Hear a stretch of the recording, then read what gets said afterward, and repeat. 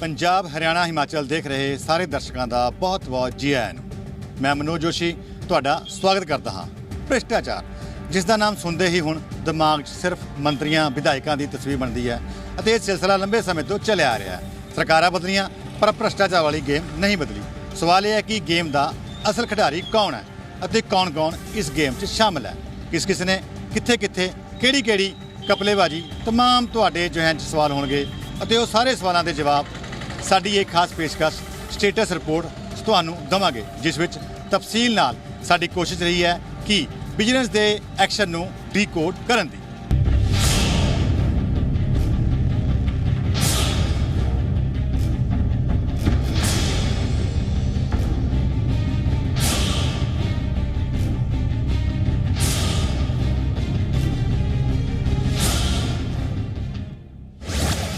भ्रिष्टाचार उत्ते विजिलेंस दा एक्शन।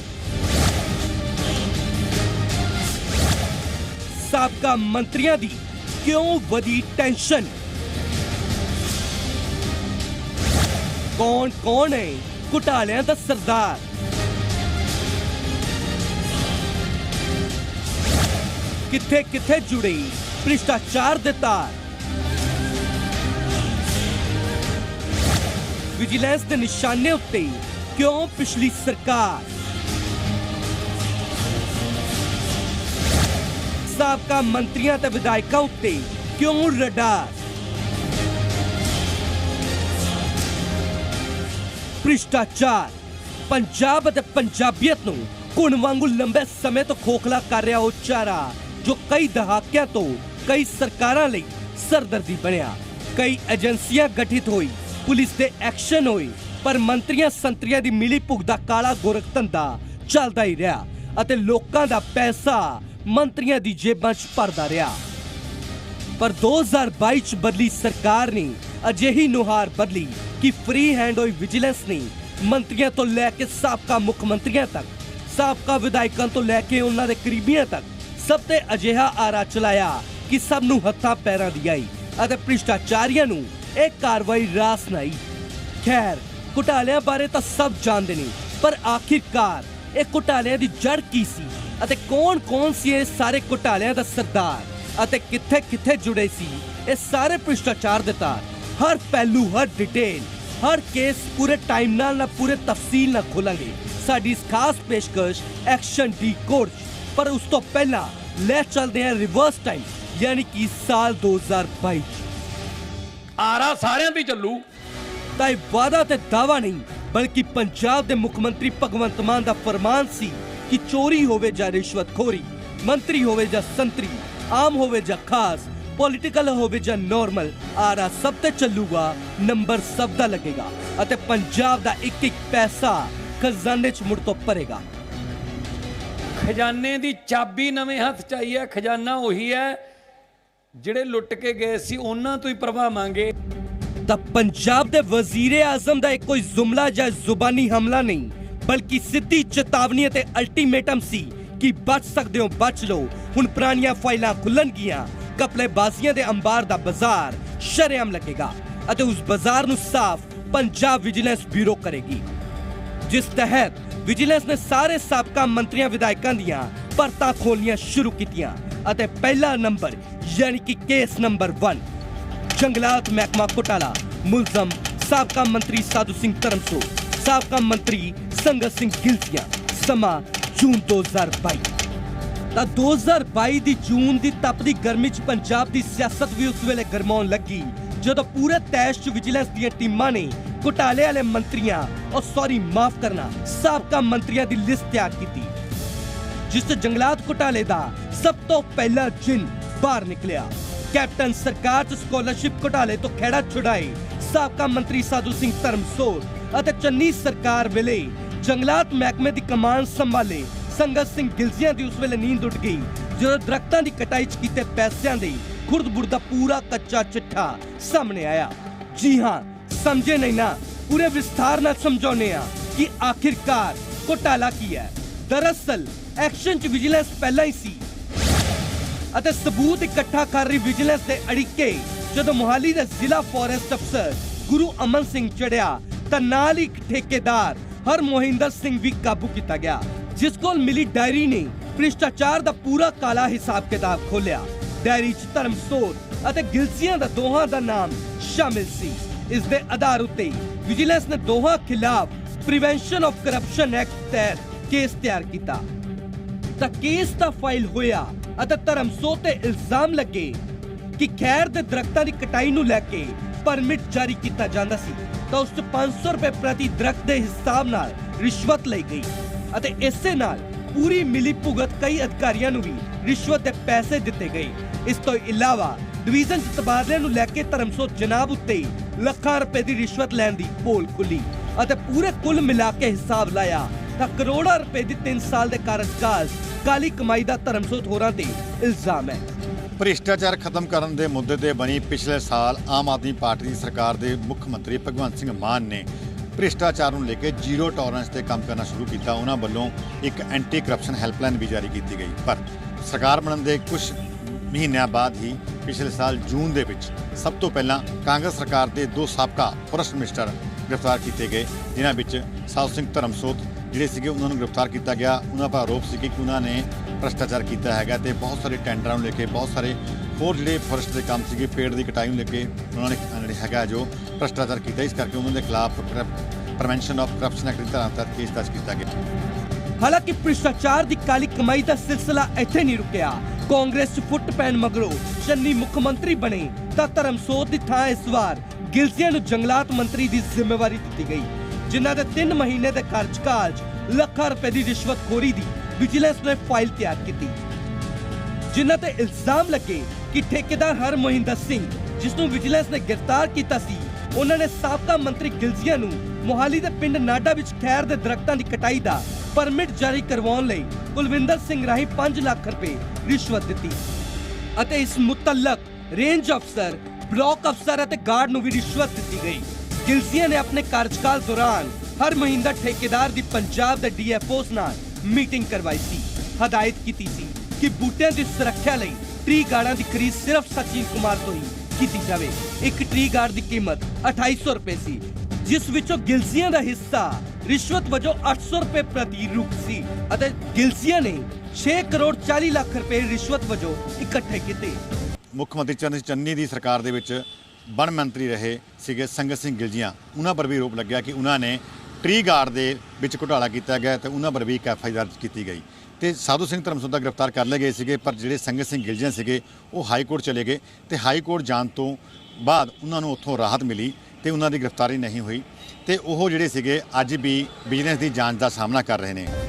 ਹਾਲਾਂਕਿ ਕੇਸ ਨੰਬਰ 1 'ਚ ਸਿਰਫ ਇਲਜ਼ਾਮ ਹੀ ਹਾਲੇ ਤੁਹਾਨੂੰ ਦਿਖਾਏ, ਪਰ ਕਾਰਵਾਈ ਕੀ ਹੋਈ, ਇਸ ਕੇਸ ਦਾ ਸਟੇਟਸ ਕੀ ਹੈ ਜਾਂ ਨਾ ਕਿਤੇ ਨਹੀਂ, ਉਹ ਵੀ ਪੂਰੇ ਵਿਸਥਾਰ ਨਾਲ ਤੁਹਾਨੂੰ ਵਿਖਾਣੇ ਆ। ਸਬੂਤ ਮਿਲਿਆ ਤਾਂ ਬਿਨਾਂ ਦੇਰੀ ਤੋਂ ਵਿਜੀਲੈਂਸ ਨੇ ਦੋਹਾਂ ਐਕਸ ਮਿਨਿਸਟਰ ਉੱਤੇ ਸ਼ਿਕੰਜਾ ਕੱਸਣਾ ਸ਼ੁਰੂ ਕੀਤਾ ਅਤੇ 7 ਜੂਨ ਨੂੰ ਧਰਮਸੋਤ ਨੂੰ ਤੜਕੇ ਸਵੇਰੇ 3 ਵਜੇ ਉਹਨਾਂ ਦੀ ਰਿਹਾਇਸ਼ ਤੋਂ ਗ੍ਰਿਫਤਾਰ ਕੀਤਾ ਗਿਆ, ਜਿਨ੍ਹਾਂ ਦਾ ਨਵਾਂ ਟਿਕਾਣਾ ਉਸ ਤੋਂ ਬਾਅਦ ਨਾਭਾ ਨਵੀਂ ਜੇਲ੍ਹ ਬਣੀ।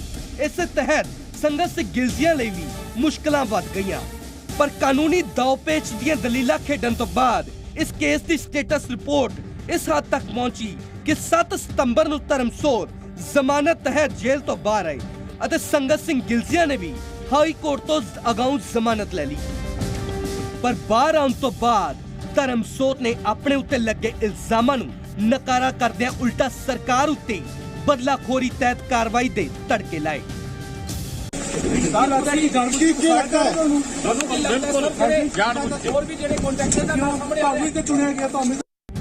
ਹਾਲਾਂਕਿ ਸਟੇਟਸ ਰਿਪੋਰਟ 'ਚ ਇਸ ਵਾਰ ਹਰ ਕੇਸ ਪੂਰੀ ਤਫਸੀਲ ਨਾਲ ਵਿਖਾ ਰਹੇ ਹਾਂ ਅਤੇ ਇਸੇ ਤਹਿਤ ਹੁਣ ਵਾਰੀ ਦੂਜੇ ਕੇਸ ਦੀ, ਯਾਨੀ ਕਿ ਕੇਸ ਨੰਬਰ 2 ਟਰਾਂਸਪੋਰਟੇਸ਼ਨ ਟੈਂਡਰ ਘੁਟਾਲਾ।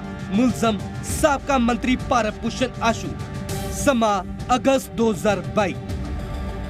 ਤਾਂ ਕਾਂਗਰਸ ਸਰਕਾਰ ਵੇਲੇ ਫੂਡ ਸਪਲਾਈ ਵਿਭਾਗ ਦੀ ਕੁਰਸੀ ਦਾ ਸੁੱਖ ਭੋਗ ਚੁੱਕੇ ਸਾਬਕਾ ਮੰਤਰੀ ਭਾਰਤ ਭੂਸ਼ਣ ਆਸ਼ੂ ਨੂੰ ਸਰਕਾਰ ਦਾ ਬਦਲਣਾ ਉਸ ਵੇਲੇ ਖਾਸਾ ਮਹਿੰਗਾ ਪੈ ਗਿਆ ਜਦੋਂ ਟਰਾਂਸਪੋਰਟੇਸ਼ਨ ਟੈਂਡਰ ਘੁਟਾਲੇ ਦੀਆਂ ਫਾਈਲਾਂ ਖੁੱਲੀਆਂ। 2022 ਵਿੱਚ ਪੰਜਾਬ ਤੇ ਆਮ ਆਦਮੀ ਪਾਰਟੀ ਦੀ ਸਰਕਾਰ ਆਈ ਸੀਗੀ। ਪੰਜਾਬ ਦੇ ਮੁੱਖ ਮੰਤਰੀ ਭਗਵੰਤ ਸਿੰਘ ਮਾਨ ਜਿਹੜੇ ਬਣ ਚੁੱਕੇ ਸੀਗੇ ਤੇ ਭਗਵੰਤ ਸਿੰਘ ਮਾਨ ਵੱਲੋਂ ਸਾਫ਼-ਸਾਫ਼ ਕਰ ਦਿੱਤਾ ਗਿਆ ਸੀਗਾ ਕਿ ਜਿਹੜੇ ਵੀ ਪੂਰਵ ਮੰਤਰੀ ਜਾਂ ਵਿਧਾਇਕ ਕਿਸੇ ਪਾਰਟੀ ਨਾਲ ਵੀ ਸੰਬੰਧਿਤ ਹੋਣਗੇ, ਉਹਨਾਂ ਨੇ ਕਿਸੇ ਤਰ੍ਹਾਂ ਦੀ ਕੋਈ ਕਰਪਸ਼ਨ ਕੀਤੀ ਹੋਵੇਗੀ ਤਾਂ ਉਹਨਾਂ ਦੇ ਖਿਲਾਫ ਜਿਹੜੀ ਆ ਕਾਰਵਾਈ ਕੀਤੀ ਜਾਵੇਗੀ। ਜਿਸ ਤੋਂ ਬਾਅਦ ਜੇਕਰ ਲੁਧਿਆਣਾ ਦੀ ਗੱਲ ਕਰੀਏ ਤਾਂ ਪੰਜਾਬ ਵਿਜੀਲੈਂਸ ਵੱਲੋਂ ਪੂਰਵ ਜਿਹੜੇ ਮੰਤਰੀ ਸੀ ਭਾਰਤਵਨ ਆਸ਼ੂ ਦੇ ਖਿਲਾਫ ਜਿਹੜੀ ਆ ਕਾਰਵਾਈ ਕੀਤੀ ਸੀਗੀ। 16 ਅਗਸਤ 2022 ਨੂੰ ਜਿਹੜਾ ਵਾ ਵਿਜੀਲੈਂਸ ਵੱਲੋਂ ਭਾਰਤਵਨ ਆਸ਼ੂ ਦੇ ਖਿਲਾਫ ਜਿਹੜਾ ਮਾਮਲਾ ਦਰਜ ਕੀਤਾ ਗਿਆ ਸੀਗਾ ਤੇ 22 ਅਗਸਤ ਨੂੰ ਮਾਮਲਾ ਦਰਜ ਹੋਣ ਤੋਂ ਬਾਅਦ 6 ਦਿਨ ਤੋਂ ਬਾਅਦ ਹੀ ਜਿਹੜਾ ਪੰਜਾਬ ਵਿਜੀਲੈਂਸ ਵੱਲੋਂ ਲੁਧਿਆਣਾ ਤੋਂ ਹੀ ਸਾਬਕਾ ਮੰਤਰੀ ਭਾਰਤਵਨ ਆਸ਼ੂ ਨੂੰ ਜਿਹੜਾ ਵਾ ਗ੍ਰਿਫਤਾਰ ਕੀਤਾ ਜਾਂਦਾ ਹੈਗਾ। ਜਿੱਥੋਂ ਗ੍ਰਿਫਤਾਰ ਕੀਤਾ ਸੀਗਾ ਉਸ ਵਕਤ ਉਹ ਕਟਿੰਗ ਜਿਹੜਾ ਕਰਵਾ ਰਹੇ ਸੀਗੇ। ਆਸ਼ੂ ਉੱਤੇ 2000 ਕਰੋੜ ਰੁਪਏ ਦਾ ਚੂਨਾ ਲਾਉਣ ਦੇ ਇਲਜ਼ਾਮ ਲੱਗੇ ਅਤੇ FIR ਮੁਤਾਬਿਕ ਘੁਟਾਲੇ ਦੀ ਕੇਸ ਸਟੱਡੀ ਦੀ ਪੂਰੀ ਪੜਚੋਲ ਕਰੀਏ ਤਾਂ ਇਹ ਘੁਟਾਲਾ ਅਜਿਹਾ ਹੈ ਜਿਸ ਆਸ਼ੂ ਵੱਲੋਂ ਆਪਣੇ ਚਹੀਤਿਆਂ ਨੂੰ ਠੇਕੇ ਦਿੱਤੇ ਗਏ ਅਤੇ ਉਸ ਤੋਂ ਬਾਅਦ ਸਰਕਾਰੀ ਪੈਸੇ ਨੂੰ ਖੁਰਦ-ਬੁਰਦ ਕਰਨ ਲਈ ਸਕੂਟਰਾਂ ਅਤੇ ਕਾਰਾਂ ਦੇ ਨੰਬਰ ਪਾ ਕੇ ਪੈਸੇ ਕਢਵਾਏ ਜਾਂਦੇ। ਹਾਲਾਂਕਿ ਮਾਮਲੇ ਦੀ ਪੂਰੀ ਹਿਸਟਰੀ ਉਸ ਵੇਲੇ ਸਾਹਮਣੇ ਆਈ ਜਦੋਂ ਵਿਜੀਲੈਂਸ ਨੇ ਪਹਿਲਾਂ ਇੱਕ ਠੇਕੇਦਾਰ ਖਿਲਾਫ ਪਰਚਾ ਦਰਜ ਕੀਤਾ ਅਤੇ ਉਸ ਤੋਂ ਬਾਅਦ ਜਾਂਚ ਆਸ਼ੂ ਦਾ ਨਾਮ ਸਾਹਮਣੇ ਆਇਆ। ਠੇਕੇਦਾਰ ਵੱਲੋਂ ਵਿਜੀਲੈਂਸ ਸਾਹਮਣੇ ਖੁੱਲੀ ਸਾਰੀ ਪਰਤਾਂ ਮੁਤਾਬਿਕ ਪੰਜਾਬ ਦੀ ਮੰਡੀਆਂ 'ਚ ਲੇਬਰ ਅਤੇ ਟਰਾਂਸਪੋਰਟੇਸ਼ਨ ਦੇ ਟੈਂਡਰ 'ਚ ਵੱਡੀ ਗੜਬੜੀ ਕੀਤੀ ਗਈ। ਛੋਟੇ ਠੇਕੇਦਾਰਾਂ ਨੂੰ ਨਜ਼ਰਅੰਦਾਜ਼ ਕਰਕੇ 20-25 ਲੋਕਾਂ ਨੂੰ ਲਾਭ ਪਹੁੰਚਾਇਆ ਗਿਆ। ਠੇਕੇਦਾਰ ਤੇਲੂ ਰਾਮ ਦੀ ਗ੍ਰਿਫਤਾਰੀ ਤੋਂ ਬਾਅਦ ਫੂਡ ਐਂਡ ਸਪਲਾਈ ਦੇ ਇੱਕ ਡਿਪਟੀ ਡਾਇਰੈਕਟਰ ਨੂੰ ਵੀ ਨਾਮਜ਼ਦ ਕੀਤਾ ਗਿਆ ਅਤੇ ਫਿਰ ਜੋ ਪਰਤਾਂ ਖੁੱਲੀਆਂ ਸਭ ਦੀਆਂ ਅੱਖਾਂ ਖੁੱਲੀ ਦੀ ਖੁੱਲੀਆਂ ਰਹਿ ਗਈਆਂ। ਆਸ਼ੂ ਦੇ PA ਮੀਨੂ ਮਲਹੋਤਰਾ ਨੂੰ ਗ੍ਰਿਫਤਾਰ ਕੀਤਾ ਗਿਆ ਅਤੇ ਫਿਰ ਨੰਬਰ ਸਾਬਕਾ ਮੰਤਰੀ ਜਨਾਬ ਭਰਭੂਸ਼ਣ ਆਸ਼ੂ ਦਾ ਵੀ ਲੱਗਿਆ, ਜਿਨ੍ਹਾਂ ਨੂੰ 20 ਅਗਸਤ ਨੂੰ ਗ੍ਰਿਫਤਾਰ ਕੀਤਾ ਗਿਆ ਅਤੇ ਉਹ ਵੀ ਉਦੋਂ ਜਦੋਂ ਸੈਲੂਨ 'ਚ ਬਾਲ ਕਟਵਾ ਰਹੇ ਸਨ। ਹਾਲਾਂਕਿ ਸਾਬਕਾ ਮੰਤਰੀ ਸਾਹਿਬ ਨੂੰ ਕੀ ਪਤਾ ਸੀ ਕਿ ਬਾਹਰਲੀ ਹਵਾ 'ਚ ਬਾਲ ਆਖਰੀ ਵਾਰ ਕਟਵਾਏ ਜਾ ਰਹੇ। ਖੈਰ ਕੇਸ ਕਾਨੂੰਨਾਂ ਦਾ ਪੇਚਾ ਤੇ ਦਲੀਲਾਂ ਤਕਰੀਰਾਂ ਵਿਚਾਲੇ ਚੱਲਿਆ।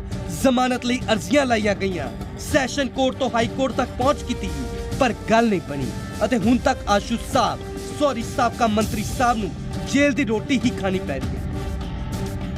ਅਗਸਤ ਮਹੀਨੇ ਵਿੱਚ ਗ੍ਰਿਫਤਾਰ ਕੀਤੇ ਉਹ ਸੀ ਭਾਰਤ ਭੂਸ਼ਣ ਆਸ਼ੂ।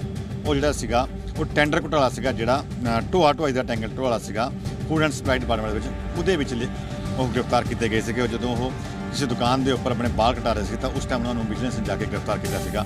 ਇਹ 'ਚ ਆਰੋਪ ਸੀਗਾ ਕਿ ਉਹਨਾਂ ਵੱਲੋਂ ਜੋ ਟੈਂਡਰ ਘੁਟਾਲਾ ਕੀਤਾ ਗਿਆ ਢੋਆ-ਢੁਆਈ ਦਾ, ਉਹਦੇ ਵਿੱਚ ਸਕੂਟਰਾਂ ਦੇ ਗੱਡੀਆਂ ਦੇ ਨਾਮ ਦੇ ਉੱਪਰ ਵੀ ਜਿਹੜੇ ਸੀਗੇ ਬਹੁਤ ਸਾਰੇ ਮਿਲ ਕੇ ਪੈਸੇ ਜਿਹੜੇ ਠੇਕੇਦਾਰ ਮਿਲ ਕੇ ਜਿਹੜੇ ਸੀਗੇ ਉਹ ਖੁਰਦ-ਬੁਰਦ ਕੀਤੇ ਗਏ ਸੀਗੇ। ਉਹ ਕਾਫੀ ਦੇਰ ਤਕਰੀਬਨ ਅਗਸਤ ਮਹੀਨੇ ਤੋਂ ਉਹ ਲੰਬੇ ਸਮੇਂ ਤੱਕ ਉਹ ਗ੍ਰਿਫਤਾਰੀ ਤੋਂ ਬਾਅਦ ਜੇਲ੍ਹ 'ਚ ਰਹੇ। ਤਾਂ ਬੇਸ਼ੱਕ ਕਾਰਵਾਈ ਹੋਈ ਤਾਂ ਮੰਤਰੀ ਰਹਿ ਚੁੱਕੇ ਆਸ਼ੂ ਨੇ ਅਦਾਲਤਾਂ ਦੇ ਬੂਹੇ ਖੜਕਾਏ, ਕਾਨੂੰਨਾਂ ਤਕਰੀਰਾਂ ਦਾ ਇਸਤੇਮਾਲ ਕੀਤਾ ਪਰ ਕਿਤੇ ਵੀ ਕੁਝ ਨਾ ਹੋਇਆ ਅਤੇ ਹੁਣ ਉਹਨਾਂ ਦਾ ਕੇਸ ਸਟੇਟਸ ਕਹਿੰਦਾ ਹੈ ਕਿ ਉਹ ਅਜੇ ਵੀ ਜੇਲ੍ਹ 'ਚ ਬੰਦ ਨੇ ਅਤੇ ਮੌਜੂਦਾ ਸਮੇਂ ਜੇਲ੍ਹ ਦੀ ਹਵਾ ਹੀ ਖਾ ਰਹੇ ਨੇ। ਪਰ ਸਾਬਕਾ ਮੰਤਰੀ ਸਾਹਿਬ ਦੀਆਂ ਹਮੇਸ਼ਾ ਤੋਂ ਦਲੀਲਾਂ ਰਹੀਆਂ ਕਿ ਇਲਜ਼ਾਮ ਸਭ ਝੂਠੇ ਨੇ ਅਤੇ सियासी साजिश घड़ी गई है। हमें ये नहीं समझ आ रही थी क्योंकि ना तो कोई वर्दी में था ना कोई मेरी बहस वहाँ पे हो रही है। भाई आप आई कार्ड तो दिखा दो, अगर आप पुलिस वाले हो तो हम आपके साथ चलेंगे, इनको लेके जाएंगे, आप बता तो दो आपके पास कोई संबंध है। चलो वो भी नहीं है, पुलिस उठा सकती है, पर पुलिस कोई आई कार्ड तो दिखा दो किसी का, क्योंकि आप कोई वर्दी में नहीं हो, आप कोई पुलिस वाले लग नहीं रहे हो, आप कौन हो। तो इसलिए यहाँ गुंडा राज हुआ है। इस तरीके से किसी एक्स मिनिस्टर को और किसी को भी उठा लिया जाएगा तो कोई बताएगा भी नहीं कौन उठाने लेके आ रहा है। गाड़ियाँ थी वो अपनी कोई पता नहीं और लेके आए थे, तो खुद वर्दी में नहीं थे, किसी के पास कोई आई कार्ड दिखाने के लिए नहीं था, कोई कागज नहीं था। तो फिर वो फ़ोन कर रहे थे पीछे से भी वहाँ से फाइल हम भूल आए, फाइल लेके आओ। हमने कहा भी ज़रूरत नहीं फाइल की, चलना है तो मैं लेके चलता हूँ। खैर जिवें कि सीएम साहब ਅਤੇ ਵਿਜੀਲੈਂਸ ਦੀ ਲਿਸਟ ਮੁਤਾਬਿਕ ਨੰਬਰ ਵਾਈਜ਼ ਕੁਰਸੀਆਂ ਵਾਂਗ ਘੁਟਾਲੇ ਵਾਲੇ ਮੰਤਰੀਆਂ ਦਾ ਖਾਕਾ ਤਿਆਰ ਕੀਤਾ ਗਿਆ ਅਤੇ ਹੁਣ ਵਾਰੀ ਸੀ ਅਜਿਹੇ ਉਹ ਮੰਤਰੀ ਦੀ ਜੋ ਕਿ ਪੰਜਾਬ ਦੀ ਸਨਅਤ ਦੀ ਕਮਾਨ ਸੰਭਾਲ ਰਹੇ ਸਨ। ਬਾਖੂਬੀ ਨਾਲ ਕਈ ਵਾਰ ਆਪਣੇ ਆਪ ਨੂੰ ਦਰਸਾ ਚੁੱਕੇ ਸਾਬਕਾ ਇੰਡਸਟਰੀਅਲਿਸਟ ਮੰਤਰੀ ਸੁੰਦਰ ਸ਼ਾਮ ਅਰੋੜਾ ਲਈ ਇਹ ਸਾਲ ਕੋਈ ਖੁਸ਼ਹਾਲ ਨਹੀਂ ਬਲਕਿ ਬੇਹਾਲ ਨਿਕਲਿਆ ਅਤੇ ਫਿਰ ਸਾਲ ਦਾ ਉਹ ਦਿਨ ਵੀ ਆਇਆ, ਜੀ ਹਾਂ ਉਹੀ ਕਾਲਾ ਦਿਨ ਜਦੋਂ ਉਹਨਾਂ ਖਿਲਾਫ ਘੁਟਾਲੇ ਵਾਲੀਆਂ ਫਾਈਲਾਂ ਖੁੱਲੀਆਂ। यानी कि केस नंबर 3 सन्नती प्लांट घोटाला, मुलजम साबका मंत्री सुंदर श्याम अरोड़ा। समा 16 अक्तूबर 2022। अक्तूबर महीने दा विचकार यानी कि दिवाली दे महज 9 तो 10 दिन पहला सुंदर श्याम अरोड़ा दा दिवाला उस वेले निकलिया जदों विजिलेंस दा पंजा उन्हां दे कालर तक पहुंचिया। हालांकि पूरे फिल्मी अंदाज ਮੂਵੀ ਦੀ ਸ਼ੂਟਿੰਗ ਵਾਕ ਉਹਨਾਂ ਦਾ ਕੇਸ ਚੱਲਿਆ, ਪਰ ਜੋ ਤੱਥ ਸੀ ਉਹ ਸਭ ਨੂੰ ਹਿਲਾ ਕੇ ਰੱਖਣ ਵਾਲੇ ਸਨ। ਸਾਬਕਾ ਮੰਤਰੀ ਸਾਹਿਬ ਉਰਫ ਜਨਾਬ ਨੂੰ ਸੂਹ ਸੀ ਕਿ ਪਲਾਂਟ ਘੁਟਾਲੇ 'ਚ ਕਿਸੇ ਵੇਲੇ ਵੀ ਵਿਜੀਲੈਂਸ ਉਹਨਾਂ ਦੇ ਦਰ ਉੱਤੇ ਦਬਿਸ਼ ਦੇ ਸਕਦੀ ਹੈ ਅਤੇ ਇਸ ਲਈ ਸਾਹਿਬ ਨੇ ਤਰੀਕਾ ਉਹੀ ਪੁਰਾਣਾ ਰਿਸ਼ਵਤ ਵਾਲਾ ਅਪਣਾਇਆ। ਘੁਟਾਲੇ ਨੂੰ ਖੁਰਦ-ਬੁਰਦ ਕਰਨ ਲਈ ਵਿਜੀਲੈਂਸ ਅਫਸਰ ਨੂੰ ਖਰੀਦਣ ਦੀ ਕੋਸ਼ਿਸ਼ ਕੀਤੀ ਗਈ। ਸੌਦਾ 1 ਕਰੋੜ ਦਾ ਤੈਅ ਹੋਇਆ ਅਤੇ 50 ਲੱਖ ਰੁਪਏ ਖੁਦ ਡਰੇ ਹੱਕੇ ਬੱਕੇ ਸਾਬਕਾ ਮੰਤਰੀ ਸੁੰਦਰ ਸ਼ਾਮ ਅਰੋੜਾ ਲੈ ਕੇ ਜ਼ੀਰਕਪੁਰ ਪਹੁੰਚੇ, ਪਰ ਵਿਜੀਲੈਂਸ ਪਹਿਲਾਂ ਹੀ ਟਰੈਪ ਲਾ ਕੇ ਤਿਆਰ ਬਰ ਤਿਆਰ ਸੀ ਅਤੇ ਰੰਗੇ ਹੱਥੀ AIG ਮਨਮੋਹਨ ਕੁਮਾਰ ਨੂੰ ਰਿਸ਼ਵਤ ਦਿੰਦਿਆਂ ਸਾਬਕਾ ਮੰਤਰੀ ਸਾਹਿਬ ਨੂੰ ਗ੍ਰਿਫਤਾਰ ਕਰਦਿਆਂ ਆਪਣੀ ਕਸਟਡੀ 'ਚ ਲਿਆ ਅਤੇ ਸੁੰਦਰ ਸ਼ਾਮ ਅਰੋੜਾ ਦੀ 16 ਅਕਤੂਬਰ ਦੀ ਸਵੇਰ ਕੁਝ ਅਜਿਹੀ ਨਿਕਲੀ ਕਿ ਸ਼ਾਇਦ 4 ਦਹਾਕਿਆਂ 'ਚ ਆਪਣੀ ਜ਼ਿੰਦਗੀ ਦੇ ਕਿਸੇ ਪਲ ਵੀ ਉਹਨਾਂ ਨੇ ਇਹ ਦਿਮਾਗ 'ਚ ਨਾ ਲਿਆਂਦਾ ਹੋਵੇ। ਵਿਜੀਲੈਂਸ ਵਿਭਾਗ ਦੀ ਰਡਾਰ ਤੇ ਕਾਂਗਰਸ ਦੇ ਚੌਥੇ ਮੰਤਰੀ ਸੁੰਦਰ ਸ਼ਾਮ ਅਰੋੜਾ, ਜੋ ਕਿ ਹੁਣ ਭਾਜਪਾ ਦੇ ਵਿੱਚ ਨੇਤਾ ਨੇ, ਉਹਨਾਂ ਤੇ ਆਮਦਨ ਤੋਂ ਵੱਧ ਜਾਇਦਾਦ ਰੱਖਣ ਅਤੇ ਮੁਹਾਲੀ ਦੇ ਇੰਡਸਟਰੀ ਏਰੀਆ ਦੇ ਵਿੱਚ ਫਿਲਿਪਸ ਕੰਪਨੀ ਦੀ ਜ਼ਮੀਨ ਘੁਟਾਲੇ ਦੇ ਵਿੱਚ ਨਾਮ ਆਉਣ ਤੋਂ ਬਾਅਦ ਜਾਂਚ ਸ਼ੁਰੂ ਹੋਈ। ਜਾਂਚ ਨੂੰ ਦੁਬਾਰਾ ਰੋਕਣ ਲਈ ਉਹਨਾਂ ਨੇ AIG ਨੂੰ ਰਿਸ਼ਵਤ ਦਿੰਦੇ ਹੋਏ ਰੰਗੇ ਹੱਥੀ ਫੜੇ ਗਏ, ਜਿਸ ਤੋਂ ਬਾਅਦ ਉਹਨਾਂ ਤੇ 5 ਜਨਵਰੀ ਨੂੰ FIR ਦਰਜ ਕਰਨ ਤੋਂ ਬਾਅਦ ਉਹਨਾਂ ਨੂੰ ਰੋਪੜ ਜੇਲ੍ਹ ਭੇਜ ਦਿੱਤਾ ਗਿਆ, ਜਿੱਥੇ ਹੁਣ ਉਹ ਜ਼ਮਾਨਤ ਤੇ ਨੇ ਅਤੇ ਵਿਜੀਲੈਂਸ ਵਿਭਾਗ ਦੇ ਦਫ਼ਤਰ ਦੇ ਵਿੱਚ ਹੁਣ ਆਮਦਨ ਤੋਂ ਵੱਧ ਜਾਇਦਾਦ ਰੱਖਣ ਦੇ ਮਾਮਲੇ ਦੇ ਵਿੱਚ ਉਹ ਜਾਂਚ ਵਿੱਚ ਪੇਸ਼ ਹੋ ਰਹੇ ਨੇ। ਹਾਲਾਂਕਿ ਪੇਸ਼ੀ ਵੇਲੇ ਜੇਲ੍ਹ ਦੀ ਹਵਾ ਖਾਨ ਤੋਂ ਡਰ ਰਹੇ ਸੁੰਦਰ ਸ਼ਾਮ ਅਰੋੜਾ ਬੇਸ਼ੱਕ ਇੱਕ ਵੇਲੇ ਭਾਵੁਕ ਵੀ ਹੋਏ, ਹੌਸਲਾ ਵੀ ਛੱਡੇ, ਪਰ ਭ੍ਰਿਸ਼ਟਾਚਾਰ ਤਾਂ ਭ੍ਰਿਸ਼ਟਾਚਾਰ ਹੈ ਅਤੇ ਉਸ ਤੇ ਨਾ ਕੋਈ ਸਾਰ ਹੈ ਅਤੇ ਨਾ ਹੀ ਕੋਈ ਸਰੋਕਾਰ। ਪਰ ਹੁਣ ਦਿਮਾਗ 'ਚ ਇਹੀ ਹੈ ਕਿ ਆਖਿਰਕਾਰ ਇਹ ਮਾਜਰਾ ਕੀ ਹੈ, ਮਸਲਾ ਕੀ ਹੈ, ਕਿਉਂ ਰਿਸ਼ਵਤ ਦਾ ਸੌਦਾ ਹੋਇਆ, ਕਿਉਂ ਸੁੰਦਰ ਸ਼ਾਮ ਅਰੋੜਾ ਨੂੰ ਹੜਬੜੀ ਪਈ। ਰੁਕੋ ਜ਼ਰਾ, ਸਬਰ ਕਰੋ, ਸਾਰੇ ਜਵਾਬ ਮਿਲਣਗੇ, ਉਹ ਵੀ ਨਾਲ ਦੀ ਨਾਲ। ਮਸਲਾ ਦਰਅਸਲ ਇਹ ਹੈ ਕਿ ਉਦਯੋਗਾਂ ਨੂੰ ਪ੍ਰਫੁੱਲਿਤ ਕਰਨ ਦੇ ਮਕਸਦ ਨਾਲ ਪੰਜਾਬ ਸਰਕਾਰ ਨੇ ਸਾਲ 1987 ਵਿੱਚ ਆਨੰਦ ਲੈਂਬਸ ਲਿਮਟਿਡ ਕੰਪਨੀ ਨੂੰ ਵਿਕਰੀ ਡੀਡ ਰਾਹੀਂ 25 ਏਕੜ ਜ਼ਮੀਨ ਅਲਾਟ ਕੀਤੀ ਸੀ ਅਤੇ ਅਰੋੜਾ ਤੇ ਇਲਜ਼ਾਮ ਹੈ ਕਿ ਅਲਾਟ ਕੀਤੀ ਗਈ ਜ਼ਮੀਨ ਰਿਹਾਇਸ਼ੀ ਖੇਤਰ ਨੂੰ ਵੇਚੀ ਗਈ। ਮਤਲਬ ਕਿ ਇੱਕ ਉਦਯੋਗਿਕ ਪਲਾਂਟ ਨੂੰ ਇੱਕ ਡਿਵੈਲਪਰ ਯਾਨੀ ਕਿ ਰੀਅਲਟਰ ਕੰਪਨੀ ਨੂੰ ਵੰਡ ਕਰਨ ਦਾ ਤੇ ਪਲਾਟ ਕੱਟ ਕੇ ਟਾਊਨਸ਼ਿਪ ਸਥਾਪਿਤ ਕਰਨ ਦੀ ਪ੍ਰਵਾਨਗੀ ਦਿੱਤੀ ਗਈ, ਜਿਸ ਨਾਲ ਪੰਜਾਬ ਸਰਕਾਰ ਨੂੰ ਕਰੋੜਾਂ ਰੁਪਏ ਦਾ ਮਾਲੀਆ ਘਾਟਾ ਹੋਇਆ। ਹਾਲਾਂਕਿ ਕੇਸ ਦੀ ਡਿਟੇਲਿੰਗ ਬਹੁਤ ਅਤੇ ਸਮਾਂ ਬਹੁਤ ਘੱਟ, ਪਰ ਤੁਹਾਨੂੰ ਹਰ ਡਿਟੇਲ ਦੇਣਾ ਵੀ ਜ਼ਰੂਰੀ, ਇਸ ਲਈ ਸਾਡੇ ਸੀਨੀਅਰ ਜਰਨਲਿਸਟ ਮਨੋਜ ਜੋਸ਼ੀ ਪੂਰੇ ਕੇਸ ਉੱਤੇ ਤੁਹਾਨੂੰ ਤਰੀਕੇ ਨਾਲ ਪੂਰੇ ਤਫਸੀਲ ਨਾਲ ਜਾਣਕਾਰੀ ਦੇਣਗੇ। ਅਕਤੂਬਰ ਮਹੀਨੇ ਵਿੱਚ ਉਹ ਸੀਗੇ ਸੁੰਦਰ ਸ਼ਾਮ ਅਰੋੜਾ, ਜਿਹੜੇ ਕਿ ਕਾਂਗਰਸ ਦੇ ਸਾਬਕਾ ਸਨਅਤ ਮਿਨਿਸਟਰ ਸੀਗੇ ਤੇ ਹੁਣ ਉਹ ਭਾਜਪਾ ਸ਼ਾਮਲ ਹੋ ਚੁੱਕੇ ਸੀਗੇ ਤੇ ਉਹਨਾਂ ਨੂੰ ਗ੍ਰਿਫਤਾਰ ਕਰਨ ਤੋਂ ਬਾਅਦ ਜਿਹੜਾ ਸੀਗਾ ਕਰਨ ਦਾ ਜਿਹੜਾ ਤਰੀਕਾ ਉਹਨਾਂ ਸਾਹਮਣੇ ਆਇਆ ਕਿ ਜਦੋਂ ਸਾਊ ਸਿੰਘ ਧਰਮਸੋਤ ਨੂੰ ਗ੍ਰਿਫਤਾਰ ਕੀਤਾ ਗਿਆ ਤੇ ਜਿਹੜੇ ਸੀਗੇ ਉਹ ਭਾਰਤ ਭੂਸ਼ਣ ਆਸ਼ੂ ਗ੍ਰਿਫਤਾਰ ਹੋਏ, ਉਸ ਤੋਂ ਬਾਅਦ ਗ੍ਰਿਫਤਾਰੀ ਜਿਹੜੀ ਸੀ ਤਲਵਾਰ ਉਹ ਸੁੰਦਰ ਸ਼ਾਮ ਅਰੋੜਾ ਪਰ ਆਈ। ਸੁੰਦਰ ਸ਼ਾਮ ਜੋ ਅਰੋੜਾ ਸੀਗੇ ਉਹਨਾਂ ਨੂੰ ਲੈ ਕੇ ਆਏ ਤੋਂ ਅਧਿਕ ਸੰਪਤੀ ਦੀ ਜਾਂਚ ਸ਼ੁਰੂ ਕੀਤੀ ਵਿਜੀਲੈਂਸ ਨੇ। ਜਦੋਂ ਜਾਂਚ ਚੱਲ ਰਹੀ ਸੀ ਇਸ ਦੌਰਾਨ ਹੀ ਉਹਨਾਂ ਨੇ ਇਸ ਜਾਂਚ ਦੇ ਅਧਿਕਾਰੀ ਜਿਹੜੇ ਸੀਗੇ AIG ਜਿਹੜੇ ਕਿ ਇੱਕ ਅਧਿਕਾਰੀ ਸੀਗੇ ਉਹਨਾਂ ਨੇ 1 ਕਰੋੜ ਦੀ ਰਿਸ਼ਵਤ ਦੀ ਪੇਸ਼ਕਸ਼ ਕੀਤੀ। ਜਦੋਂ ਉਹ ਰਿਸ਼ਵਤ ਦੇਣ ਆਏ ਤਾਂ ਉਹਨਾਂ ਨੇ ਗ੍ਰਿਫਤਾਰ ਕਰ ਲਿਆ ਤੇ ਉਹ ਗ੍ਰਿਫਤਾਰ ਕੀਤੇ ਗਏ ਤੇ ਉਹਨਾਂ ਨੂੰ ਫਿਰ ਉਸ ਦੇ ਵਿੱਚ ਜੇਲ੍ਹ ਭੇਜਿਆ ਗਿਆ। ਉਸ ਦੇ ਨਾਲ ਹੀ ਥੋੜੀ ਦੇਰ ਬਾਅਦ ਹੀ ਤਕਰੀਬਨ ਜਨਵਰੀ ਮਹੀਨੇ ਦੇ ਵਿੱਚ ਇਸ ਸਾਲ ਜਨਵਰੀ ਮਹੀਨੇ ਵਿੱਚ ਉਹਨਾਂ ਦੇ ਖਿਲਾਫ ਇੱਕ ਹੋਰ ਕੇਸ ਦਰਜ ਕੀਤਾ ਗਿਆ, ਉਹ ਸੀਗਾ ਫਿਲਿਪਸ ਲੈਂਡ ਪਲਾਟ ਘੁਟਾਲੇ ਦਾ। ਉਸ ਨੂੰ ਲੈ ਕੇ ਉਹਨਾਂ ਪਰ FIR ਦਰਜ ਹੋਈ ਤੇ ਹੁਣ ਇਹਨਾਂ ਦੋਨਾਂ ਕੇਸਾਂ ਦੇ ਵਿੱਚ ਉਹ ਜੇਲ੍ਹ ਗਏ ਤੇ ਬਾਅਦ ਵਿੱਚ ਉਹਨਾਂ ਨੂੰ ਹਾਈ ਕੋਰਟ ਤੋਂ ਜ਼ਮਾਨਤ ਮਿਲ ਗਈ ਤੇ ਅੱਜ ਵੀ ਜਿਹੜੀ ਅੱਜ ਤੋਂ ਅਧਿਕ ਸੰਪਤੀ ਦੀ ਜਾਂਚ ਹੈਗੀ ਆ ਉਹ ਸੁੰਦਰ ਸ਼ਾਮ ਅਰੋੜਾ ਦੇ ਖਿਲਾਫ ਚੱਲ ਰਹੀ ਹੈ ਤੇ ਉਹ ਇੱਥੇ ਆ ਕੇ ਜਾਂਚ ਦੇ ਵਿੱਚ ਇਸ ਹੈੱਡਕੁਆਟਰ ਦੇ ਵਿੱਚ ਵਿਜੀਲੈਂਸ ਦੇ ਆ ਕੇ ਉਹ ਆਪਣੀ ਜਾਂਚ ਸ਼ਾਮਲ ਹੁੰਦੇ ਨੇ ਤੇ ਪੂਰੇ ਜਿਹੜੇ ਨੇ ਦਸਤਾਵੇਜ਼ ਹੁਣ ਵੀ ਦਿਖਾ ਰਹੇ ਨੇ ਤੇ ਅੱਜ ਵੀ ਉਹਨਾਂ ਦੇ ਖਿਲਾਫ ਜਿਹੜੀ ਜਾਂਚ ਚੱਲ ਰਹੀ ਹੈ। ਜਾਂਚ ਦਾ ਕੀ ਨਤੀਜਾ ਨਿਕਲੇਗਾ ਉਹ ਆਉਣ ਵਾਲੇ ਟਾਈਮ 'ਚ ਪਤਾ ਲੱਗੇਗਾ। ਬਹਰਾਲ ਕੇਸ ਤਫਸੀਲ ਨਾਲ ਸਮਝ ਆਇਆ, ਪਰ ਹੁਣ ਵਾਰੀ ਕੇਸ ਸਟੇਟਸ ਦੀ ਯਾਨੀ ਕਿ ਮੌਜੂਦਾ ਸਟੇਟਸ ਦੀ ਅਤੇ ਮੌਜੂਦਾ ਸਟੇਟਸ ਭਾਵੇਂ ਸਾਬਕਾ ਮੰਤਰੀ ਸੁੰਦਰ ਸ਼ਾਮ ਅਰੋੜਾ ਨੂੰ ਇਸ ਕੇਸ 'ਚ ਜ਼ਮਾਨਤ ਮਿਲ ਗਈ ਹੈ, ਪਰ ਉਹਨਾਂ ਦੇ ਵੱਖੋ-ਵੱਖ ਕੇਸਾਂ 'ਚ ਚੱਲ ਰਹੀ ਜਾਂਚ ਅਧੀਨ ਘਰੋਂ ਮਿਲੀ ਨੋਟ ਗਿਣਨ ਵਾਲੀ ਮਸ਼ੀਨਾਂ ਨੂੰ ਆਧਾਰ ਬਣਾ ਕੇ ਮੁੱਖ ਮੰਤਰੀ ਭਗਵੰਤ ਮਾਨ ਕਈ ਵਾਰ ਹਮਲਾਵਰ ਹੋਏ ਨੇ ਅਤੇ ਰਗੜੇ ਅਜਿਹੇ ਲਾਏ ਗਏ ਕਿ ਜੋ ਸੰਭਾਲਿਆ ਨਾ ਸੰਭਲੇ। ਸਾਡੇ ਖਾਤੇ 'ਚ ਤਾਂ 15 ਲੱਖ ਨਹੀਂ ਆਇਆ, ਪਰ ਕਰਪਟ ਮੰਤਰੀਆਂ ਦੇ ਘਰਾਂ 'ਚੋਂ ਨੋਟ ਗਿਣਨ ਵਾਲੀਆਂ ਮਸ਼ੀਨਾਂ ਜ਼ਰੂਰ ਮਿਲਣ ਲੱਗ ਗਈਆਂ। ਘਰਾਂ 'ਚੋਂ ਨੋਟ ਗਿਣਨ ਵਾਲੀਆਂ ਮਸ਼ੀਨਾਂ ਮਿਲਣ ਲੱਗ ਜਾਣ ਤਾਂ ਫਿਰ ਸ਼ਹੀਦ ਭਗਤ ਸਿੰਘ ਹੋਰਾਂ ਦੀ ਆਤਮਾ ਤੜਫੂਗੀ ਕਿ ਇਸ ਦੇਸ਼ ਵਾਸਤੇ ਕੁਰਬਾਨੀ ਦੇਤੀ ਅਸੀਂ। ਹਾਲਾਂਕਿ ਕੇਸਾਂ ਦੀ ਹਿਸਟਰੀ ਇੰਨੀ ਵੱਡੀ ਹੈ ਅਤੇ ਨਾਮਚਿੰਨ ਵੀ ਇੰਨੇ ਵੱਡੇ ਨੇ ਕਿ ਸਮਝਾਉਣਾ ਤੇ ਚੰਦ ਮਿੰਟਾਂ 'ਚ ਡਿਟੇਲ ਦੇਣਾ ਕਾਫੀ ਮੁਸ਼ਕਿਲ ਹੈ। ਕਿਉਂਕਿ ਸਮਾਂ ਘੱਟ ਅਤੇ ਬਿਨਾਂ ਸਮਾਂ ਗਵਾਏ ਹੁਣ ਨਜ਼ਰ ਅਗਲੇ ਕੇਸ ਵੱਲ। ਪਰ ਇਸ ਵਾਰ ਕੇਸ ਦਿਲਚਸਪ ਵੀ ਅਤੇ ਪੂਰਾ ਕ੍ਰਿਸਪ ਵੀ, ਕਿਉਂਕਿ ਇਸ ਕੇਸ 'ਚ ਸਿਰਫ ਇੱਕ ਦੋ ਨਹੀਂ ਬਲਕਿ ਕਈ ਸਾਬਕਾ ਮੰਤਰੀ ਵਿਧਾਇਕ ਫਸੇ ਨੇ। ਅਤੇ ਤਾਂ ਬਿਨਾਂ ਦੇਰੀ ਤੋਂ ਕੇਸ ਨੰਬਰ 4 यानी कि आमदन तो वध घोटाला। मुलजम साबका मुख्यमंत्री चरणजीत सिंह चन्नी, साबका डिप्टी सीएम ओपी सोनी, साबका पीडब्ल्यूडी मंत्री ब्रह्म महिंद्रा, साबका सेहत मंत्री बलबीर सिद्धू, साबका सिक्ख्या मंत्री विजेंद्र सिंगला, साबका विधायक कुलदीप वैद ਅਤੇ ਸਾਬਕਾ ਵਿਧਾਇਕ ਕਿੱਕੀ ਢਿੱਲੋਂ ਦਾ ਨਾਮ ਸ਼ਾਮਿਲ ਹੈ। ਤਾਂ ਇਸ ਵਾਰ ਸਮਾਂ ਦੱਸਣਾ ਮੁਨਾਸਿਬ ਨਹੀਂ ਕਿਉਂਕਿ ਕੇਸ ਇੱਕ ਹੀ ਹੈ ਅਤੇ ਇਲਜ਼ਾਮਾਂ ਤਹਿਤ ਲਿਸਟ ਕਾਫੀ ਲੰਬੀ ਚੌੜੀ ਹੈ। ਅਤੇ ਸ਼ੁਰੂਆਤ ਸਭ ਤੋਂ ਦਿੱਗਜ ਚਿਹਰੇ ਤੋਂ, ਜੀ ਠੀਕ ਸਮਝੇ, ਸਾਬਕਾ ਮੁੱਖ ਮੰਤਰੀ ਚਰਨਜੀਤ ਸਿੰਘ ਚੰਨੀ, ਜਿਨ੍ਹਾਂ ਤੇ ਪਹਿਲਾਂ ਹੀ ਘੁਟਾਲਿਆਂ ਦੀ ਜਾਂਚ ਤਾਂ ਚੱਲ ਰਹੀ ਹੈ ਪਰ ਵਿਜੀਲੈਂਸ ਅੜਿੱਕੇ ਆਏ ਆਮਦਨ ਤੋਂ ਵੱਧ ਜਾਇਦਾਦ ਵਾਲੇ ਕੇਸ 'ਚ 2 ਵਾਰ ਉਹ ਵਿਜੀਲੈਂਸ ਦਫ਼ਤਰ ਦੇ ਚੱਕਰ ਕੱਟ ਚੁੱਕੇ ਨੇ ਅਤੇ ਜਾਂਚ ਜਾਰੀ ਹੈ। ਸਾਬਕਾ ਮੁੱਖ ਮੰਤਰੀ ਚਰਨਜੀਤ ਸਿੰਘ ਚੰਨੀ ਇਸ ਵਕਤ ਵਿਜੀਲੈਂਸ ਵਿਭਾਗ ਦੇ ਰਡਾਰ ਦੇ ਉੱਤੇ ਹਨ। ਜੇਕਰ ਗੱਲ ਕੀਤੀ ਜਾਵੇ ਇਸ ਵਕਤ ਵਿਜੀਲੈਂਸ ਵਿਭਾਗ ਵੱਲੋਂ ਉਹਨਾਂ ਨੂੰ ਆਮਦਨ ਤੋਂ ਵੱਧ ਸਰੋਤਾਂ ਦੇ ਮਾਮਲੇ ਦੇ ਵਿੱਚ ਲਗਾਤਾਰ ਤਲਬ ਕੀਤਾ ਜਾ ਰਿਹਾ ਹੈ ਤੇ ਇਸ ਬਾਬਤ ਉਹਨਾਂ ਵੱਲੋਂ ਲਗਾਤਾਰ ਉਹਨਾਂ ਤੋਂ ਸਵਾਲ ਜਵਾਬ ਵੀ ਕੀਤੇ ਜਾ ਰਹੇ ਹਨ। ਜੇਕਰ ਕੁੱਲ ਗੱਲ ਕੀਤੀ ਜਾਵੇ ਤਲਬ ਕਰਨ ਦੀ ਤਾਂ ਹੁਣ ਤੱਕ ਕੁੱਲ ਉਹਨਾਂ ਨੂੰ 2 ਵਾਰੀ ਤਲਬ ਕੀਤਾ ਗਿਆ ਹੈ ਤੇ ਸਾਬਕਾ ਮੁੱਖ ਮੰਤਰੀ ਚਰਨਜੀਤ ਸਿੰਘ ਚੰਨੀ ਆਪ ਉੱਥੇ ਜਾ ਕੇ ਆਪਣਾ ਪੱਖ ਜ਼ਰੂਰ ਰੱਖਦੇ ਦਿਖਾਈ ਦਿੱਤੇ ਨੇ।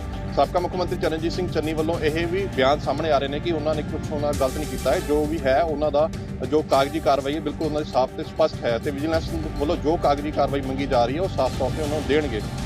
ਹਾਲਾਂਕਿ ਬਾਕੀਆਂ ਦੀ ਕੇਸ ਫਾਈਲ ਤੇ ਨਜ਼ਰ ਮਾਰੀਏ ਤਾਂ ਸਾਬਕਾ ਡਿਪਟੀ ਸੀਐਮ ਓਪੀ ਸੋਨੀ ਨੂੰ ਨੋਟਿਸ ਜਾਰੀ ਹੋਇਆ ਹੈ, ਕੁਝ ਪੜਤਾਲ ਚਾਲੂ ਹੈ ਅਤੇ ਟਿਕਾਣੇ ਦੀ ਪੈਮਾਇਸ਼ ਵੀ ਕੀਤੀ ਗਈ।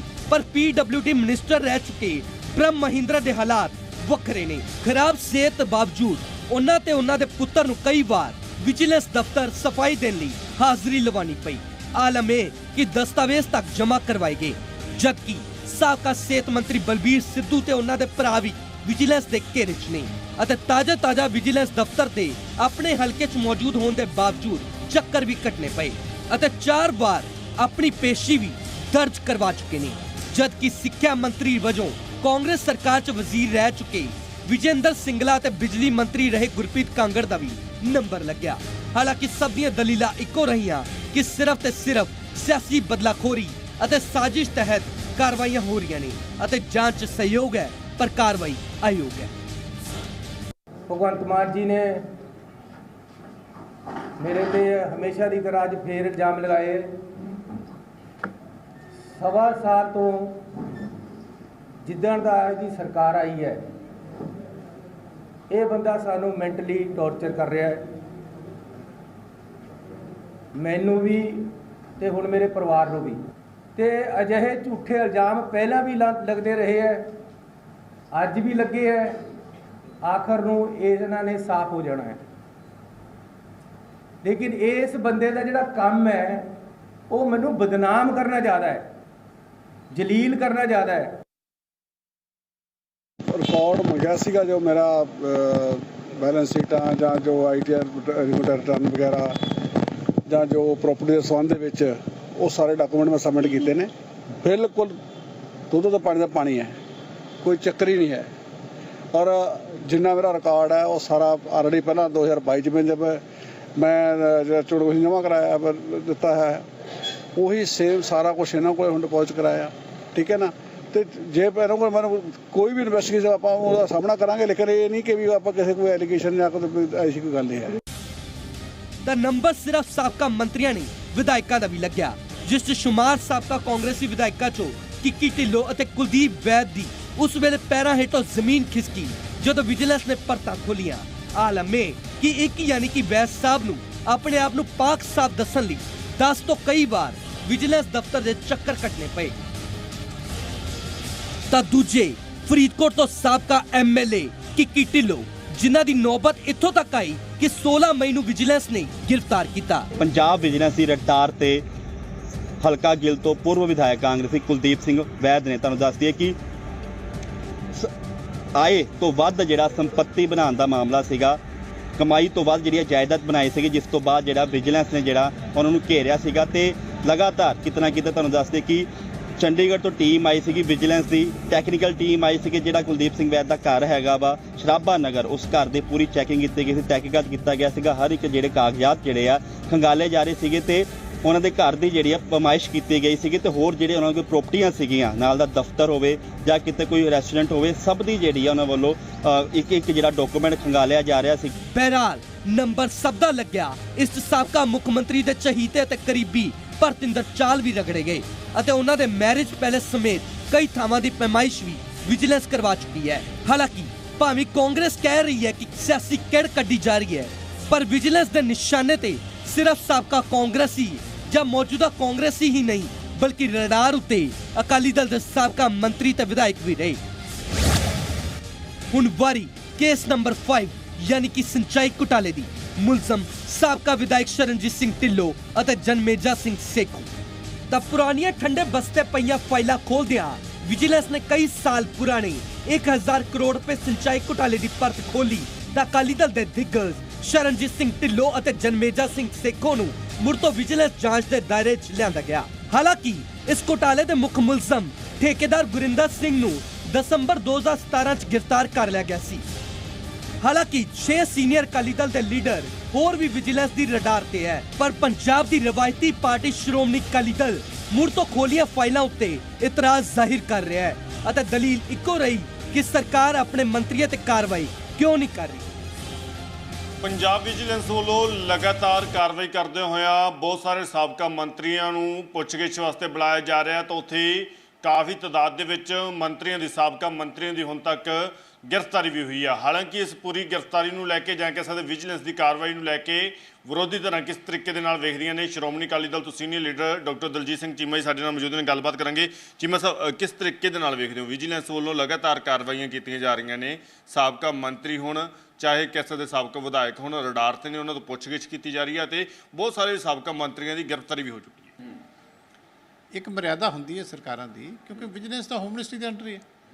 ਜਦੋਂ ਮੁੱਖ ਮੰਤਰੀ ਕਿਸੇ ਦੇ ਸਬੰਧ ਦੇ ਵਿੱਚ ਖੁਦ ਕਹਿਣ ਲੱਗ ਜਾਣ ਕਿ ਇਹਨੂੰ ਮੈਂ ਅੰਦਰ ਦਊਂਗਾ, ਇਹਦੇ ਅਗੇਂਸਟ ਇਹ ਚੀਜ਼ਾਂ, ਤੇ ਉਹਦਾ ਮਤਲਬ ਹੈ ਕਿ ਫਿਰ ਗੱਲ ਉਹ ਪੋਲੀਟੀਕਲ ਜਿਹੜੀ ਵੰਡੇਟੇ ਵਾਲੇ ਪਾਸੇ ਜ਼ਿਆਦਾ ਚਲੀ ਜਾਂਦੀ ਹੈ, ਰਿਐਲਿਟੀ ਜਿਹੜੀ ਘੱਟ ਹੋ ਜਾਂਦੀ ਹੈ। ਉਹਦੇ ਨਾਲ ਜਿਹੜੀ ਤੁਹਾਡੀ ਮੂਵਮੈਂਟ ਹੈ ਕਰਪਸ਼ਨ ਦੇ ਅਗੇਂਸਟ, ਉਹਨੂੰ ਸੱਟ ਵੱਜਦੀ, ਕਿਉਂਕਿ ਕਰਪਸ਼ਨ ਵਾਲੀ ਮੂਵਮੈਂਟ ਤਾਂ ਕਾਮਯਾਬ ਹੋਏਗੀ ਜੇ ਲੋਕਾਂ ਦਾ ਵਿਸ਼ਵਾਸ ਵੀ ਉਸ ਮੂਵਮੈਂਟ ਦੇ ਵਿੱਚ ਬਣੇਗਾ।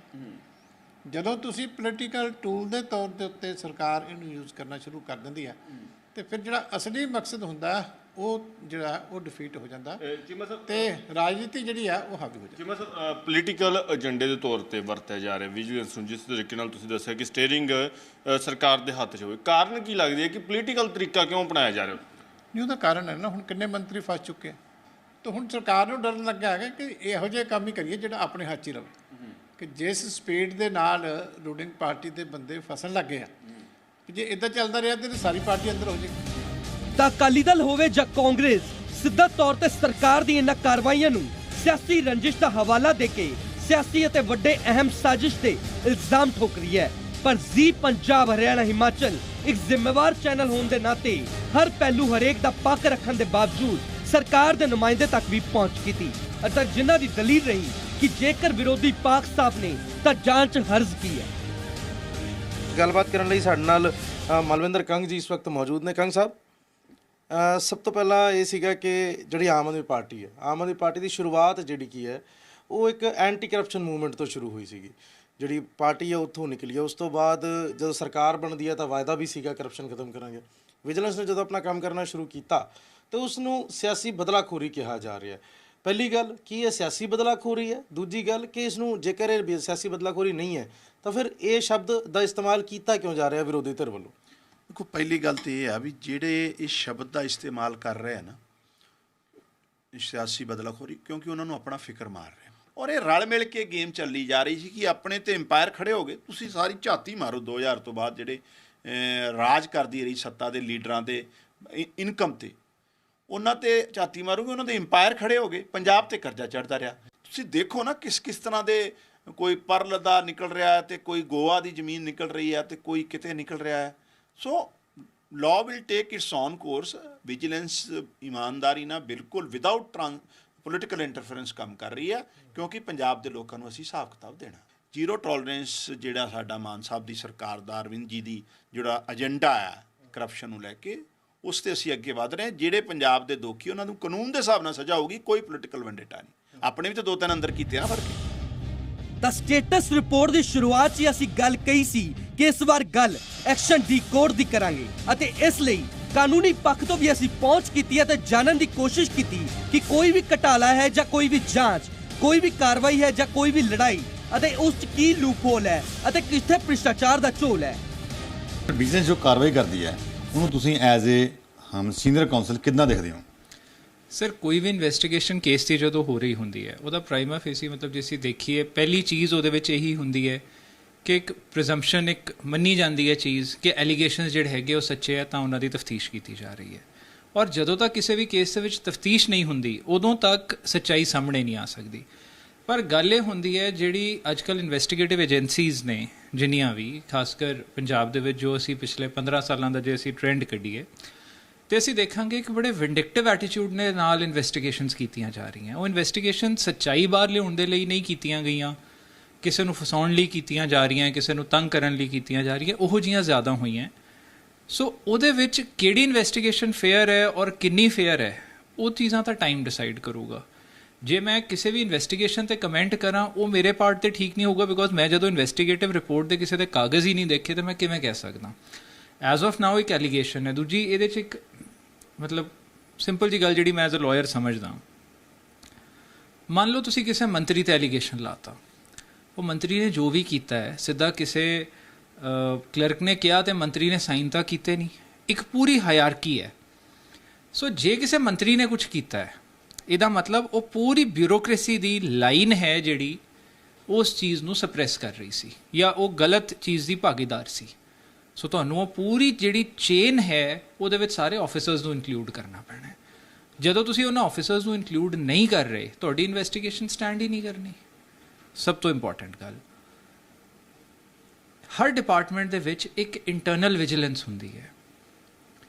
ਜਿਹੜੀ ਉਹ ਡਿਪਾਰਟਮੈਂਟ ਦੀ ਵਿਜੀਲੈਂਸ ਹੁੰਦੀ ਹੈ, ਅੱਜ ਤੱਕ ਕਦੇ ਵੀ ਮੈਂ ਸਰਕਾਰ ਵੱਲੋਂ ਆ ਨਹੀਂ ਦੇਖਿਆ ਕਿ ਉਹ ਵਿਜੀਲੈਂਸ ਡਿਪਾਰਟਮੈਂਟ ਵੱਲੋਂ ਕਿਉਂ ਚੀਜ਼ ਚੈੱਕ ਨਹੀਂ ਕੀਤੀ ਗਈ। ਜੇ ਮਹਿਕਮੇ ਦੇ ਵਿੱਚ ਵੀ ਕੋਈ system of checks and balances ਹੈ, ਉਹ ਸਿਸਟਮ ਕਿਸ ਤਰ੍ਹਾਂ ਬਾਈਪਾਸ ਕੀਤਾ ਗਿਆ ਹੈ, ਉਸ ਚੀਜ਼ ਨੂੰ ਕਦੇ ਵੀ ਇਨਵੈਸਟੀਗੇਟ ਨਹੀਂ ਕੀਤਾ ਜਾਂਦਾ। ਤਾਂ ਇਸ ਵਾਰ ਸਟੇਟਸ ਰਿਪੋਰਟ ਦੇ ਐਕਸ਼ਨ ਡਿਕੋਰ 'ਚ ਭ੍ਰਿਸ਼ਟਾਚਾਰ 'ਚ ਫਸੇ ਹਰ ਸਾਬਕਾ ਮੰਤਰੀ, ਹਰ ਸਾਬਕਾ ਵਿਧਾਇਕ, ਹਰ ਸਿਆਸੀ ਧਿਰ, ਹਰ ਪਹਿਲੂ, ਹਰ ਜਾਂਚ ਤੋਂ ਤੁਹਾਨੂੰ ਜਾਨੀ ਵਾਕਿਫ ਕਰਵਾਇਆ ਅਤੇ ਕੋਸ਼ਿਸ਼ ਰਹੀ ਇਹ ਦੱਸਣ ਦੀ ਕਿ ਇਹ तमाम ਐਕਸ਼ਨ ਦਾ ਸਟੇਟਸ ਕੀ ਹੈ। ਜਾਂਚ ਚਾਲੂ ਹੈ, ਕਾਰਵਾਈ ਜਾਰੀ ਹੈ, ਕਈ ਅੰਦਰ ਨੇ ਤਾਂ ਕਈ ਜ਼ਮਾਨਤ ਤੇ ਬਾਹਰ, ਕਈ ਸਵਾਲ ਚੁੱਕ ਰਹੇ ਨੇ ਤਾਂ ਕਈ ਬਦਲਾਖੋਰੀ ਦੀ ਦਲੀਲ ਦੇ ਰਹੇ ਨੇ ਅਤੇ ਤਕਰਾਰਬਾਜ਼ੀ ਦਰਮਿਆਨ ਸਵਾਲ ਸਭ ਤੇ ਭਾਰੀ ਹੈ, ਪਰ ਵਿਜੀਲੈਂਸ ਦਾ ਐਕਸ਼ਨ ਲਗਾਤਾਰ ਜਾਰੀ ਹੈ। ਜੋ ਵਿਜੀਲੈਂਸ ਹੈਗੀ ਹੈ ਉਹ ਜ਼ੀਰੋ ਟੋਲਰੈਂਸ ਨੂੰ ਲੈ ਕੇ ਮੁੱਖ ਮੰਤਰੀ ਦਾ ਜਿਹੜਾ ਵਿਜ਼ਨ ਸੀਗਾ ਉੱਪਰ ਕੰਮ ਕਰ ਰਹੀ ਹੈ ਤੇ ਜੋ ਵੀ ਭ੍ਰਿਸ਼ਟਾਚਾਰੀ ਹੈ ਉਹਨਾਂ ਪਰ ਕਾਰਵਾਈ ਕਰਨ ਲਈ ਉਹ ਤਿਆਰ ਹੈ। ਇਹਦੇ ਨਾਲ ਜਿਹੜੇ ਹੋਰ ਅਕਾਲੀ ਲੀਡਰ ਹੈ ਉਹਨਾਂ ਦੀ ਵੀ ਜਾਂਚ ਚੱਲ ਰਹੀ ਹੈ ਤੇ ਬਹੁਤ ਸਾਰੇ ਪੁਲਿਸ ਅਧਿਕਾਰੀ ਉਹਨਾਂ ਪਰ ਵੀ ਜਿਹੜੀ ਜਾਂਚ ਚੱਲੀ ਉਹਨਾਂ ਨੂੰ ਗ੍ਰਿਫਤਾਰ ਕੀਤਾ ਗਿਆ। ਵਿਜੀਲੈਂਸ ਦਾ ਜਿਹੜਾ ਕੰਮ ਹੈਗਾ ਉਹ ਮੁੱਖ ਮੰਤਰੀ ਦੇ ਦਿਸ਼ਾ ਨਿਰਦੇਸ਼ਾਂ ਅਨੁਸਾਰ ਚੱਲ ਰਿਹਾ ਹੈਗਾ ਤੇ ਆਉਣ ਵਾਲੇ ਟਾਈਮ 'ਚ ਪਤਾ ਚੱਲੇਗਾ ਕਿ ਜਿਹੜੇ ਕਾਂਗਰਸੀ ਲੀਡਰਾਂ ਦੇ ਖਿਲਾਫ ਜਿਨ੍ਹਾਂ ਨੂੰ ਗ੍ਰਿਫਤਾਰ ਕੀਤਾ ਗਿਆ ਕਿਆ ਉਹਨਾਂ ਨੂੰ ਹੋਰ ਅੱਗੇ ਸਜ਼ਾ ਹੁੰਦੀ ਹੈ ਜਾਂ ਜਿਨ੍ਹਾਂ ਦੇ ਖਿਲਾਫ ਅੱਜ ਤੋਂ ਤੱਕ ਸੰਪਤੀ ਜਾਂਚ ਚੱਲ ਰਹੀ ਹੈ ਉਹਨਾਂ ਦੀ ਜਾਂਚ ਵਿੱਚ ਕਿਆ ਨਿਕਲ ਕੇ ਆਉਂਦਾ, ਕਿਆ ਉਹਨਾਂ ਪਰ ਵੀ ਐਫਆਈਆਰ ਦਰਜ ਕਰਕੇ ਉਹਨਾਂ ਨੂੰ ਗ੍ਰਿਫਤਾਰ ਕੀਤਾ ਜਾਂਦਾ, ਇਹ ਆਉਣ ਵਾਲਾ ਟਾਈਮ ਹੀ ਦੱਸੇਗਾ। ਪਰ ਇਹ ਗੱਲ ਸਾਫ਼ ਹੈ ਕਿ ਵਿਜੀਲੈਂਸ ਦੀ ਚਰਚਾ ਪੂਰੇ ਦੇਸ਼ ਦੇ ਵਿੱਚ ਹੈਗੀ ਹੈ ਕਿ ਕਿਸ ਤਰ੍ਹਾਂ ਨਾਲ ਉਹ ਭ੍ਰਿਸ਼ਟਾਚਾਰ ਨੂੰ ਖਤਮ ਕਰਨ ਲਈ ਕੰਮ ਕਰ ਰਹੀ ਹੈ। ਕੈਮਰਾ ਪਰਸਨ ਅਸ਼ਵਨੀ ਨਾਲ ਮਨੋਜ ਜੋਸ਼ੀ, ਜੀ media, vigilance bureau headquarter Mohali.